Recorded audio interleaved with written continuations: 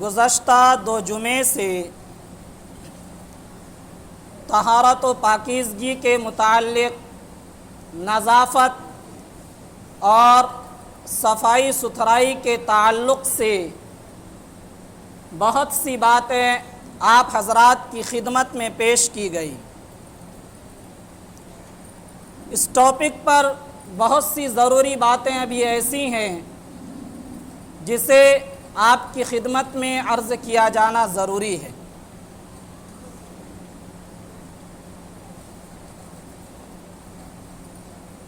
طہارت و پاکیزگی، صفائی اور ستھرائی، نظافت یہ مذہب اسلام کا طرہ امتیاز ہے، سرمایہ عز و افتخار ہے۔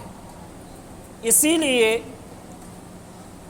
اس تعلق سے غیر معمولی توجہ ہماری شریعت کے اندر دلائی گئی اور بڑی تفصیل کے ساتھ طہارت کے، پاکیزگی کے مسائل شریعت کے اندر بیان کیے گئے، جنہیں اگر اختیار کیا جائے تو ایک پاکیزہ سلیم الطبع انسان دل کے اندر شادمانی اور فرحت محسوس کرے گا، اسے ایک طرح کا اطمینان اور سکون حاصل ہوگا، ذہن و دماغ میں تازگی پیدا ہو جائے گی۔ آپ خلاصے کے طور پر یہ سمجھیں کہ 2 لفظ یوز کیے جاتے ہیں، ایک طہارت اور ایک نظافت۔ طہارت کا مطلب ہوتا ہے حدث اور نجاست یعنی ناپاک چیزوں سے پاکی حاصل کی جائے، یہ ہوتا ہے طہارت کا مطلب۔ اس کی ابھی تفصیل آپ کے سامنے آ جائے گی۔ اور نظافت کا مطلب ہوتا ہے بدن، باڈی، کپڑا، گھر مکان وغیرہ کو ایسی چیزوں سے صاف کیا جائے جس کی وجہ سے میل کچیل جم جاتا ہے، بدبو پیدا ہو جاتی ہے، یا دوسرے لوگوں کو ان چیزوں کی وجہ سے تکلیف ہوتی ہے۔ مثال کے طور پر کسی کے کپڑے پر میل جم گیا، لیکن کوئی ناپاک چیز جو کپڑے کو ناپاک کر دے ایسی کوئی چیز نہیں لگی، بار بار دھول لگنے کی وجہ سے کپڑے پر میل جم گیا، کپڑا گندا ہو گیا۔ اب اس کپڑے کو آپ نے پانی میں ڈال کر دھو ڈالا، یہ نظافت ہے، یہ طہارت نہیں ہے۔ ہاں، اگر کپڑے پر ناپاکی لگی ہوتی، کپڑا ناپاک ہو جاتا، پاخانہ پیشاب لگ جاتا یا کوئی اور ناپاک کرنے والی چیز لگ جائے، اس کو دھو کر کپڑے کو صاف کیا جائے، یہ طہارت ہے۔ اسی طرح جمعے کا دن آپ نے سنا ہوگا، جمعے کے دن غسل کرنا سنت ہے، عید کے دن غسل کرنا سنت ہے۔ ایک انسان ہے جس کے اوپر جمعے کے دن غسل کرنا ضروری نہیں، یعنی ایسی کوئی بات پیش نہیں آئی جس کی وجہ سے غسل ضروری ہو جاتا ہے، پھر بھی وہ انسان جمعے کے دن غسل کرتا ہے، نہاتا ہے۔ یہ غسل کس لیے؟ نظافت کے لیے۔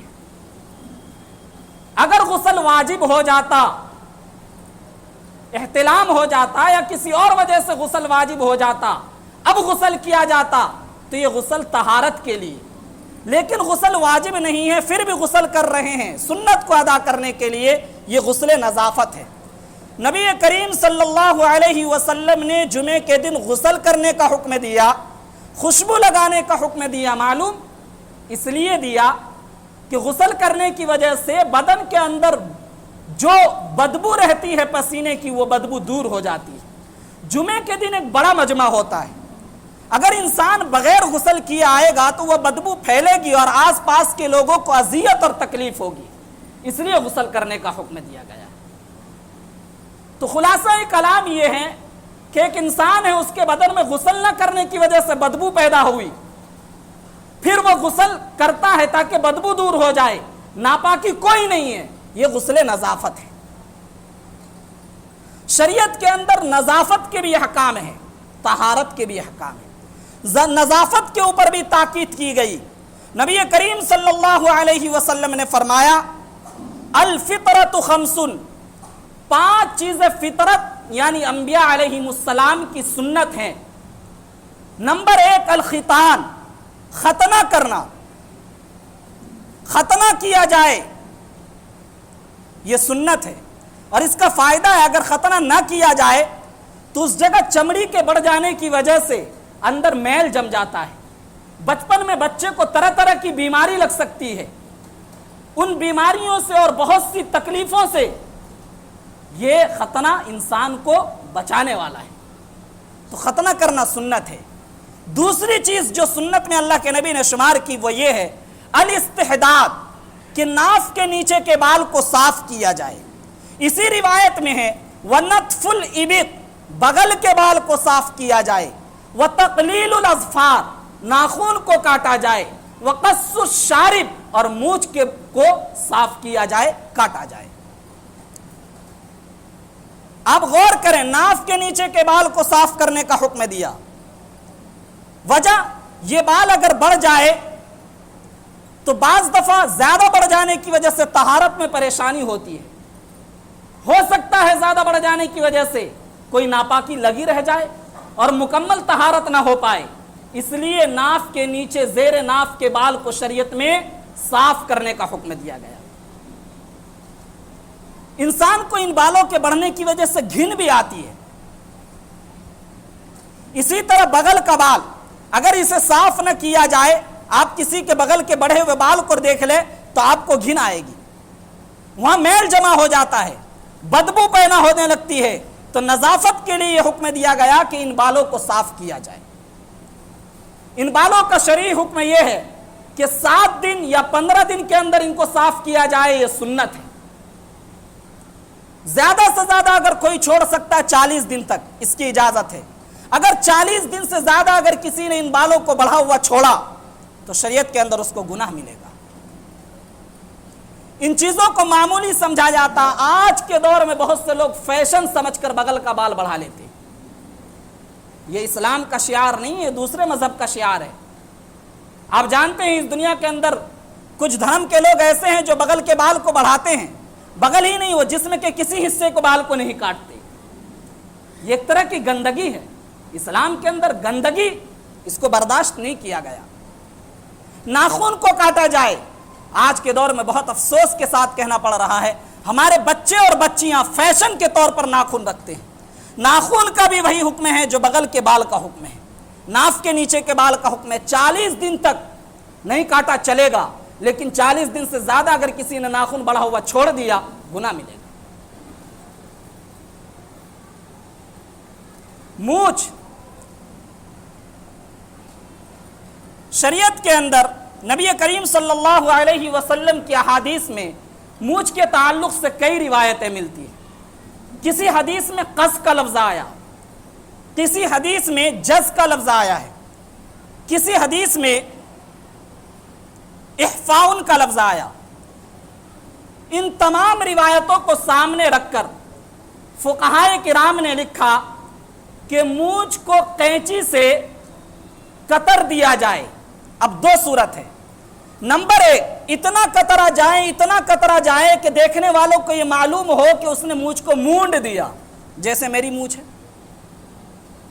میں نے بھی الحمدللہ قینچی سے ایسا کیا ہے، تو قینچی سے اتنا قطر دیا جائے کہ مونڈنے کے قریب معلوم ہو، یہ بھی سنت ہے۔ نمبر 2 قینچی سے چھوٹا کر دیا جائے، اتنا چھوٹا کہ یہ جو ہونٹ کا لال حصہ ہے اس سے اوپر رہے، اتنا بھی کر سکتے ہیں۔ یہ دونوں مسنون ہیں، قینچی سے کیا جائے۔ اس کے علاوہ اگر کوئی بلیڈ وغیرہ سے مونچھ کو بالکل تراش لیتا ہے جائز ہے، لیکن یہ خلاف اولا ہے۔ تو خلاصہ کلام یہ ہے کہ مونچھ کو صاف کرنا ہے۔ اگر کوئی انسان مونچھ بڑھاتا ہے اور شریعت نے جو حد متعین کی ہے مونچھ کی، اگر یہ بڑھ گیا، اتنا بڑھ گیا کہ یہ ہونٹ کی لالی تک پہنچ گیا، تو اس پر سخت وعید آئی ہے۔ نبی کریم صلی اللہ علیہ وسلم نے فرمایا لیس منا، ایسا شخص جو مونچھ بڑھاتا ہے اور اس کا مونچھ اتنا بڑھ جائے کہ شرعی حد کو پار کر جائے، یعنی لالی کے نیچے آ جائے، لیس منا، ایسا انسان اس لائق نہیں ہے کہ وہ مسلمانوں میں شمار کیا جائے۔ آج عجیب و غریب فیشن چل پڑا ہے، لوگ مونچھ بڑھاتے ہیں اور اتنا بڑھا لیتے ہیں کہ ہونٹ کی لالی کے قریب پہنچ جاتا ہے، اس کے نیچے لٹکتا ہے، اور داڑھی تراش لیتے ہیں۔ حالانکہ نبی کریم صلی اللہ علیہ وسلم نے داڑھی کے بالوں کو بڑھانے کا حکم دیا اور مونچھ کے بالوں کو کاٹنے کا حکم دیا ہے، لیکن ہمارے ہاں الٹی گنگا بہ رہی ہے۔ تو یہ چیزیں ہیں۔ اس کے علاوہ اس شریعت کی خوبصورتی کو دیکھیے، پاکیزگی کے تعلق سے اس کے اندر کتنی خوبصورتی ہم غور نہیں کرتے۔ اللہ کے نبی صلی اللہ علیہ وسلم نے فرمایا السواک مطہرۃ للفم مرضات للرب، مسواک کرنا اس سے انسان کے منہ کی صفائی ہوتی ہے اور یہ پروردگار کی رضامندی کا ذریعہ ہے، خوشنودی کا ذریعہ ہے۔ ایک اور روایت ہے اللہ کے نبی کی، فرماتے ہیں لولا نشق علی امتی لامرتهم بالسواک، اگر مجھے امت کے لوگوں کے مشقت میں اور تکلیف میں پڑ جانے کا اندیشہ نہ ہوتا تو میں ہر وضو کے وقت مسواک کو واجب اور ضروری کر دیتا، لیکن واجب اور ضروری کرنے میں یہ اندیشہ ہے کہ میری امت مشقت میں پڑ جائے گی۔ اسی لیے فقہائے کرام نے لکھا کہ ہر وضو کے وقت مسواک کرنا سنت ہے، واجب نہیں۔ عام طور پر ہم اور آپ 5 وقت نمازوں کے لیے وضو کرتے ہیں، اللہ ماشاءاللہ کوئی ہوتا ہے جو ایک وضو سے 2 نمازوں میں کام چلا لیتا ہے، لیکن عمومی حالت یہ ہے کہ ہم 5 نمازوں کے لیے الگ الگ وضو کرتے ہیں۔ وضو ہوتا تب بھی کر لیتے ہیں کہ نئے وضو سے نماز پڑھیں گے، نہیں ہوتا تب تو کرتے ہی ہیں، سنت کو تو چھوڑیں گے نہیں۔ وضو ناقص رہ جائے گی، کامل نہیں ہو پائے گی، مسواک بھی کریں گے۔ 5 مرتبہ وضو کرتے ہیں، مسواک کرتے ہیں، منہ کی صفائی ہوتی ہے۔ دنیا کے اندر کوئی دھرم ایسا ہے جس نے کہا ہو کہ منہ کو 5 مرتبہ دن میں دھویا جائے؟ زیادہ سے زیادہ آفس جاتے وقت صبح کے وقت، شام میں لوٹیں گے تو رات کے وقت منہ ہاتھ دھوئیں گے۔ مذہب اسلام میں 5 وقت نماز پڑھنے کے لیے 5 مرتبہ وضو کیا جاتا ہے، ہاتھ دھوتے ہیں، پاؤں دھوتے ہیں، منہ کی صفائی کرتے ہیں، ناک کی صفائی کرتے ہیں۔ کتنی پاکیزگی ہے اس مذہب میں۔ اور ایک اچھی بات بتاؤں میں آپ کو، یہی 5 نہیں، جو انسان باوضو سوتا ہے، پاکی کی حالت میں سوتا ہے، یعنی وضو کر کے سوتا ہے، سونے کا مسنون طریقہ یہ ہے کہ انسان باوضو ہو کر دائیں کروٹ پر سوئے۔ ظاہر سی بات ہے اس وقت بھی وضو کرے گا، مسواک تو کرے گا کیونکہ مسواک وضو کی سنت ہے، تو ایک چھٹے وقت بھی مسواک کرے گا، سوتے وقت بھی مسواک کرے گا، اٹھا تب بھی منہ کی صفائی، سو رہا ہے تب بھی منہ کی صفائی۔ کتنی نظافت ہے اس شریعت کے اندر، کتنی پاکیزگی ہے، ہمیں غور کرنا چاہیے۔ نبی کریم صلی اللہ علیہ وسلم کی ایک اور روایت ہے، جو انسان اپنے گھر کو، گھر کے آنگن کو اور استعمال یوز کی چیزوں کو صاف ستھرا رکھتا ہے، دھول مٹی سے، بدبودار چیزوں سے، تو اس کے رزق میں برکت کی جاتی ہے، غربت دور ہوتی ہے، اس کے گھر میں مالداری آتی ہے۔ اس حدیث کے اندر بھی اللہ کے نبی نے لوگوں کو ابھارا اس بات پر کہ نظافت کا اہتمام کیا جائے، صفائی ستھرائی کا اہتمام کیا جائے۔ خلاصہ کلام یہ ہے کہ بہت سی پاک چیزیں ایسی ہوتی ہے کہ جس کی وجہ سے بدبو آنے لگتی ہوتی ہے پاک، جیسے پسینہ۔ انسان کو ان چیزوں کو بھی دور کرنا چاہیے، میل کچیل جم جاتا ہے، انسان کو اچھا نہیں لگتا، ان کو بھی دھو دھا کے دور کرنا چاہیے۔ ان چیزوں کو دھونے کا نام نظافت ہے۔ دوسری چیز ہے طہارت۔ طہارت کا مطلب ہوتا ہے کہ حدث کو اور ناپاکی کو دور کر کے پاکی حاصل کی جائے۔ شریعت کے اندر اس کی بڑی تاکید آئی ہے، اور نماز کے لیے تو طہارت کو فرض قرار دے دیا ہے۔ بدن کا پاک ہونا، کپڑوں کا پاک ہونا، جگہ کا پاک ہونا، یہ سب فرائض میں سے ہیں۔ شرائط نماز میں سے ہیں، یہ ضروری ہیں، سمجھ رہے ہیں، یہ شرائط نماز میں سے یہ ضروری ہے۔ تو خلاصہ کلام یہ کہ اس کی بڑی تاکید آئی۔ آپ خلاصے کے طور پر یہ سمجھیے نجاست کی دو قسمیں ہیں، ایک نجاست نجاست حقیقیہ ہے، ایک نجاست نجاست حکمیہ ہے۔ نجاست حقیقیہ کا مطلب ہوتا ہے وہ ناپاکی جو دکھائی دے، پاخانہ ہے، پیشاب ہے، خون ہے، شراب ہے، یہ چیزیں دکھائی دیتی ہیں، یہ بدن پر لگ جائے، کپڑے پر لگ جائے، 3 بار دھو کر صاف کر لیجئے، بدن پاک ہو جائے گا، کپڑا پاک ہو جائے گا۔ پیشاب کا قطرہ کپڑے پر لگ گیا، بدن پر لگ گیا، 3 مرتبہ دھو کر صاف کر لیا جائے، کپڑا پاک ہو جائے گا، بدن پاک ہو جائے گا، جہاں لگا وہاں دھو کر صاف کر دیجیے۔ یہ نجاست حقیقیہ ہے۔ اس سے پاکی کا طریقہ یہی ہے کہ اس کو 3 مرتبہ دھو کر صاف کر دیا جائے۔ ایک نجاست حکمیہ ہے۔ نجاست حکمیہ کی 2 قسمیں ہیں، ایک وہ ہے کہ جس کی پاکی غسل کرنے سے ہوتی ہے، اور ایک وہ ہے جس کی پاکی وضو کرنے سے ہوتی ہے۔ جس کی پاکی وضو کرنے سے ہوتی ہے، وضو توڑنے والی چیز ہے، منہ بھر کے آپ کو قے ہو گیا، الٹی ہو گئی، وضو ٹوٹ گیا، آپ نے کلا الا کر لیا، منہ صاف کر لیا، لیکن اب شریعت کا حکم یہ ہے کہ آپ کا وضو ٹوٹ گیا، آپ نماز نہیں پڑھ سکتے، آپ پہلے وضو کریں تب اس کے بعد نماز پڑھیں گے۔ آپ حکمی طور پر ابھی ناپاک ہیں، اور یہ ناپاکی چھوٹی ہے، یعنی اس میں وضو کی ضرورت ہے۔ ری خارج ہو گئی، بدن کے کسی مقام سے خون یا پیپ نکل کر بہہ گیا، بے ہوشی ہو گئی، یا نماز کی حالت میں قہقہہ لگا کر ہنس دیا، ان چیزوں سے وضو ٹوٹ جاتا ہے۔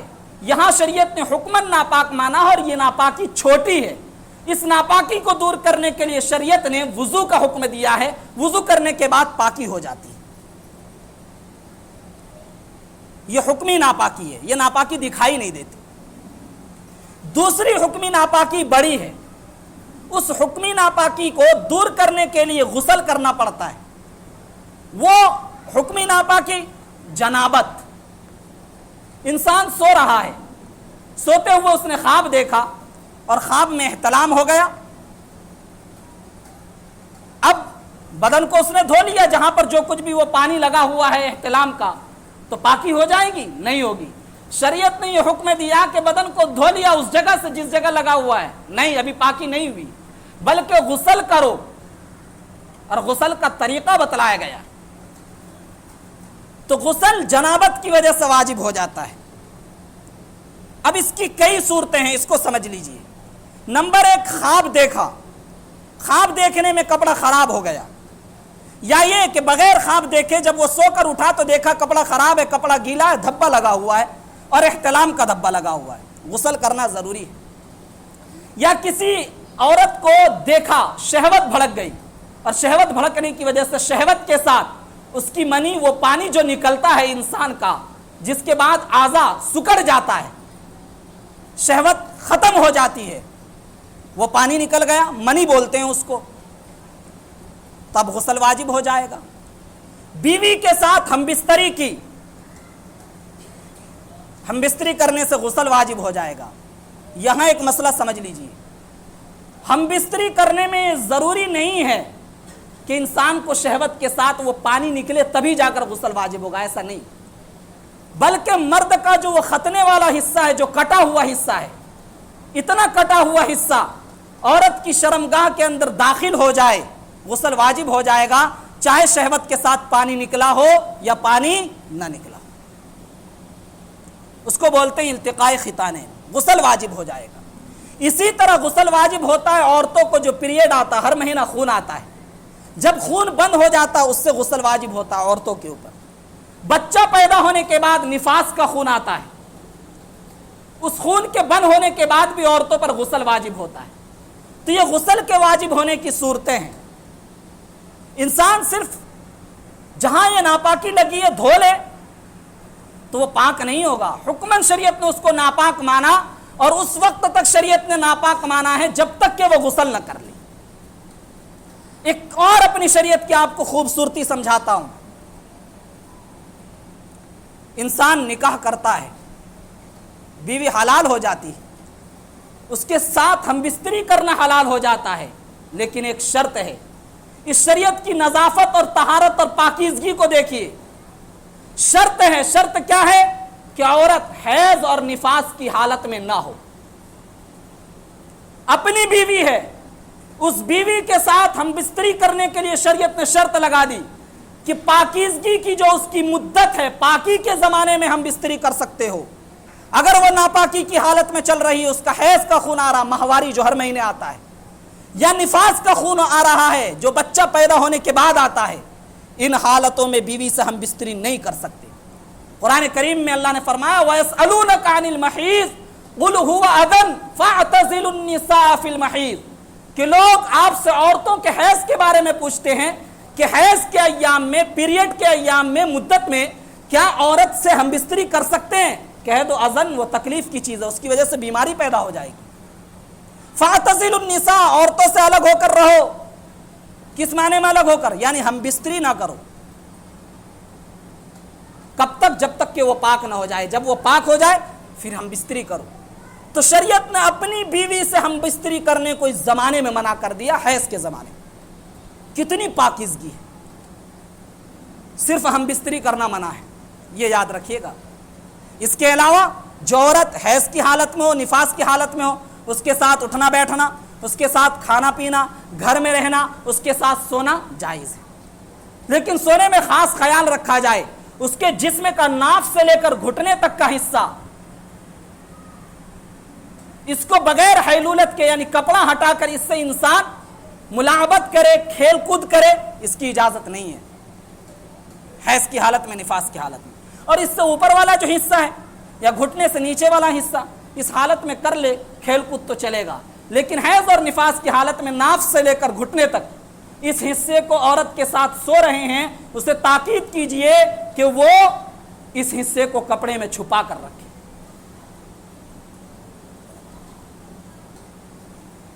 بچنا چاہیے، اس حصے کو نہیں کھولنا چاہیے عورت کے اس زمانے میں۔